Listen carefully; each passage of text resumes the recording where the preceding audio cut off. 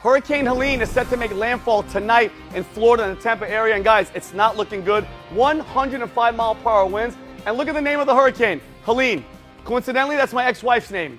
Our divorce was finalized this week, and if this thing is anything like her, it's going to take your car, it's going to take your house, it's going to ruin your damn life, all right? Probably both the neighbors too, but I digress. But anyway, guys, I'm sorry to put my air out on the air, but it's been a rough week. What is up, guys? Tyson Dela Cruz here. Thank you so much for rocking with me. Why isn't the mainstream media talking about Hurricane Helene? And they're not talking about the potential port strike that's going to happen on October 1st if they don't reach a deal. We're going to get into those stories in this video. Shout out to everybody watching. Drop your comments down below. Smash a like button. First off, I want to talk about, like, where's the media coverage on Hurricane Helene? I have a couple buddies of mine that live in Florida, and their house was absolutely destroyed during this hurricane. And people are saying that this was worse than Katrina. I've never had a girlfriend named Katrina, but she sounds like a psychopath. No offense to any of the viewers named Katrina. I'm sure you're not a psychopath. I hope. We're going to get into this video by Link Loren talking about where is Biden and where is Harris during this whole thing. I like this guy, by the way. It's fantastic.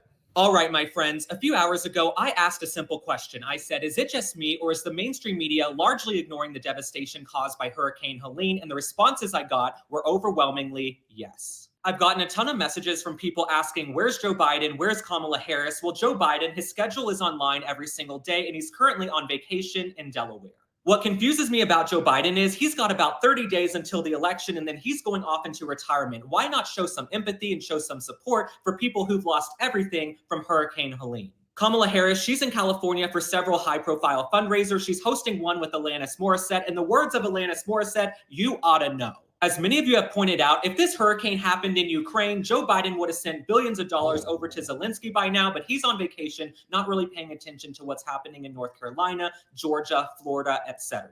I've gotten heartbreaking messages today, primarily from people in North Carolina saying they can't find loved ones, their entire neighborhood's been devastated, and Joe Biden and Kamala Harris, they are not showing up for them as the federal government. They're supposed to be the leaders of the country. Now, thankfully, we have independent media, independent journalists on the ground covering this. I've also seen state and local officials and local leaders stepping up to the plate. We've seen Ron DeSantis really step up in the midst of this crisis. I'm still combing through my messages, but several people have said this is as bad as Katrina. Where's Joe Biden? Where's Kamala Harris? Why is the mainstream news not covering this more? Now, you guys know by now, I'm not owned by the RNC or the DNC. I just call it like it is. The only thing I'm beholden to is the truth. And the truth is, we have seen this film before. We've seen it with East Palestine, Ohio, and how Joe Biden and Kamala Harris largely ignored that as well. We've seen it with Maui, Lahaina. This is not new to any of us. Right now, it should not be a priority for Kamala Harris to go to high-profile fundraisers in California. What would really win her over a lot of points a month out from the election would be getting on a plane and going to the epicenter of this crisis. Now, Donald Trump is heading to Georgia tomorrow to pass out supplies to make a statement to the press because he understands the severity of this crisis. Here's an example of some of the messages I'm receiving. This person says, I'm in South Carolina. They've been without power or internet for 48 hours. Where is the federal government? Why are they not stepping in? Why has Joe Biden not made a national statement yet?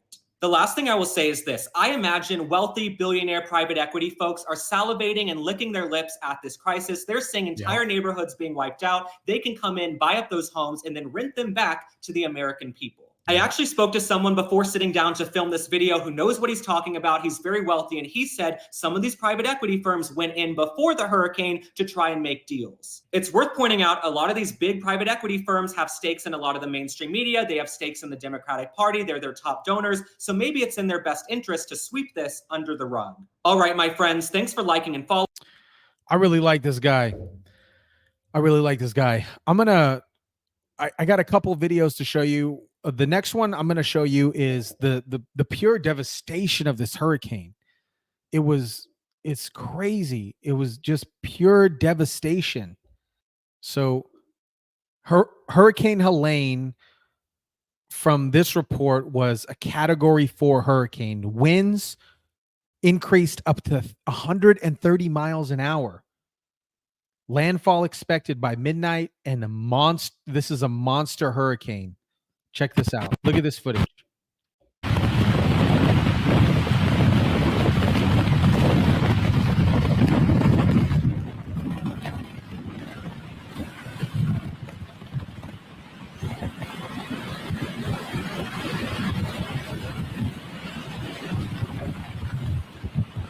That is crazy.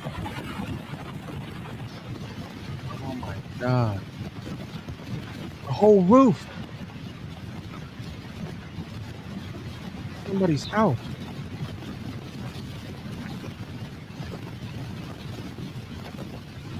Holy hell! Holy hell is right. Link Loren has a point.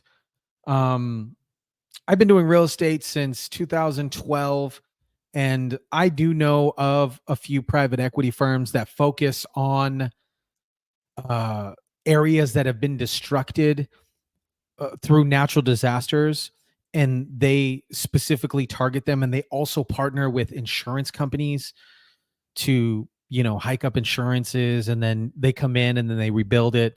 I know a group that did that with Texas and in Florida, and obviously they're doing it to line their own pockets as a private equity firm. I understand the business model. Does it make it right? No. Does it make it wrong? Yes. Taking advantage of people in situations like this, in my opinion, is wrong, especially if they're doing it to increase the profitability of a particular company. I'm going to jump into some more footage of this devastating hurricane. Holy crap. That freaking car is almost underwater. It's somebody's house. That is crazy. Look at this. This is a bridge.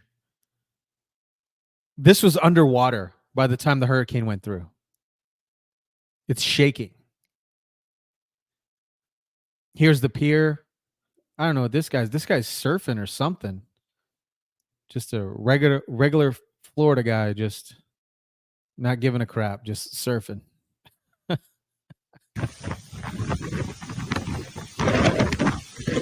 Man.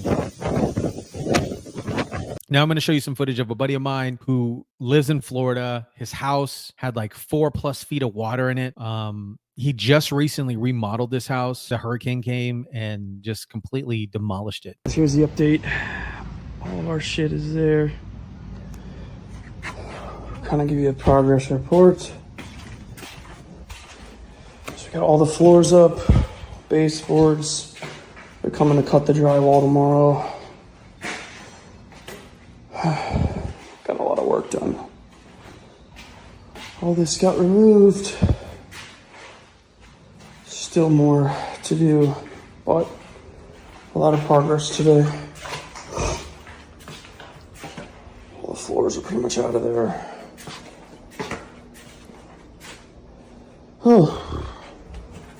Here's another thing that the mainstream media isn't talking about. There's a potential port strike set to happen on Tuesday that will cost the U.S. economy $5 billion a day.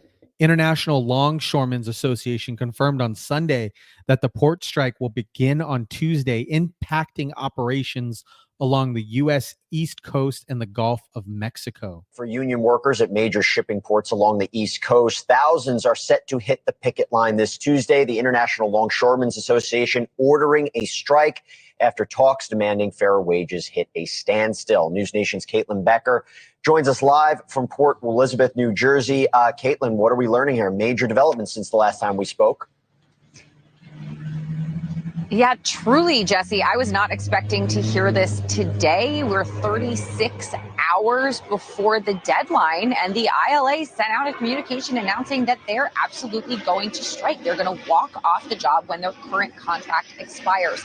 Now, it's a 6-year contract. Each of these contracts are 6 years, and the expiration date is midnight on Monday. So 12:01 Tuesday, these workers are going to walk off the job. There's going to be a full-on work stoppage up and down the East Coast and parts of the Gulf. Now, the ILA has not released any details specifically about exactly where these picket lines are going to be. They said that's going to come likely sometime tomorrow.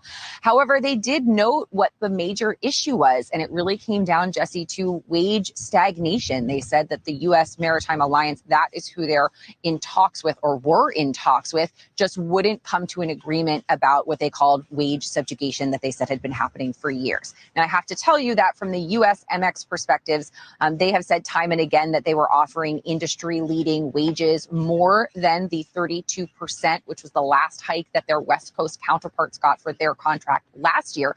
But the ILA wanted a 77% wage hike, and they just couldn't come to an agreement.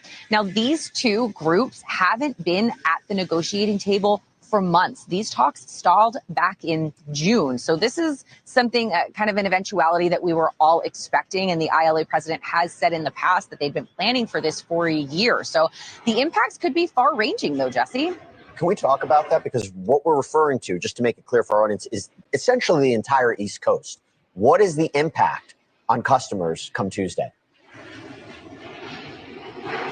Could be pretty large. Probably Tuesday itself, we won't feel it, but the ripple effect, according to retail experts, are things that we could certainly feel. And you said pretty much the entire East Coast. And I actually want to read you the list of the 14 ports that are going to be impacted. They're, of course, the port of New York and New Jersey, which is where I'm at right now, as well as the ports of Boston, Philadelphia, Baltimore, Norfolk, Wilmington, Charleston, Savannah, Jacksonville, Miami, Tampa, Mobile, New Orleans, and Houston. That's a massive, massive number of huge cities. And every single good you can think of flows in and out of these ports. So as I said, the ripple effect could be pretty large. We could be seeing increases in shipping costs, delays in shipments, this backlog that's gonna sit untouched, not being able to be loaded and unloaded, because that's specifically what we're talking about here, the loading and the unloading of these shipping containers. And one of the things that the union had a problem with was the thought that their jobs could be automated in the future. I think we're hearing that in a lot of different industries, and that's of course a sticking point here as well. Now, full automation is off the table. There is a current ban for that already, and the USMX said they're going to keep that. However, they wanted to negotiate semi-automation, and these big cranes that you see behind me at this port, those are things that could potentially be semi-automated or fully automated, and that means these workers could potentially lose their jobs in the future. So in addition to, of course, all of these shipping issues and the ripple effect that could have with commerce as we ramp into the holiday season, all these people are going to be out of a job too. So hopefully the strike won't last for too long, and these two can come to an agreement on each side kind of getting what they want. And we do know that the White House had tried to get these two sides back to the bargaining table because they wanted to avoid this exact situation that we are going to find ourselves in on Tuesday. However, the Biden administration has said that they support collective bargaining, and they've never tried to intervene in a strike in the past, and they're not going. Biden and Harris administration, they're not the best or strongest negotiators, and I wouldn't trust them to negotiate anything regarding this because they've stayed out of a lot of stuff in the past. And you guys remember when Kamala Harris said this, right? It is our lowest income communities and our communities of color that are most impacted by these extreme conditions and impacted by issues that are not of their own making. And so women. Absolutely. And so we have to address this in a way that is about giving resources based on equity, understanding that we fight for equality, but we also need to fight for equity, understanding not everyone starts out at the same place. She's a And dummy. if we want people to be in an equal place, sometimes we have to take into account those disparities. And do that work. Why isn't the media talking about this? Why aren't they talking about the hurricane? Why aren't they talking about all these people that their houses, their livelihood have been completely demolished and destroyed? Anybody that's in Florida, hope you're safe. Stay safe. I know that there's a lot of process that goes into getting the house ready for rehabilitation. You know, you got to take out the baseboards. You saw that photo, or you saw that video from my buddy. He has to take out the baseboards and the drywall and remove the floors and trash out everything prior to the insurance coming in. Anyways, let me know what you guys think about this situation. Drop your comments down below. Smash the like button, share, subscribe. And as always, I'll catch you on the next one.